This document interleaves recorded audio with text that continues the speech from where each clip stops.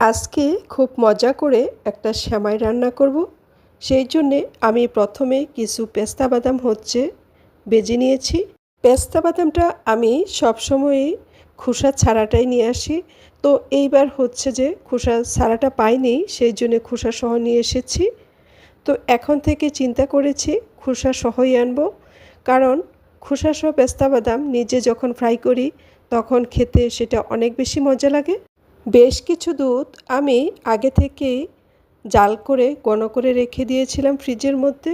এখন আমি সেটাকে আবারও চুলায় বসিয়ে জাল দিয়ে নিচ্ছি। দুধের মধ্যে দিয়ে দিয়েছি 2টা তেজপাতা, তারপরে 4টা এলাচ, আর দিয়েছি একটু লবণ। আমি সবসময় মিষ্টি নাস্তায় একটু লবণ দিয়ে থাকি।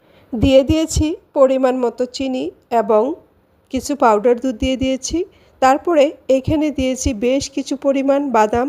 আমার কাছে মিষ্টি নাস্তায় বাদামটা অনেক বেশি ভালো লাগে, সেই জন্যে আমি বেশ কিছু পরিমাণ এখানে বাদাম দিয়ে দিয়েছি।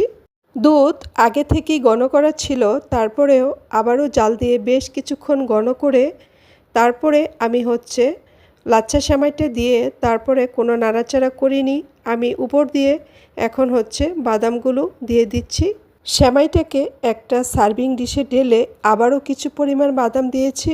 আমার কাছে মিষ্টি নাস্তায় বাদাম অনেক বেশি ভালো লাগে, সেই জন্যই আমি বেশি করে বাদামটা ব্যবহার করেছি এখানে।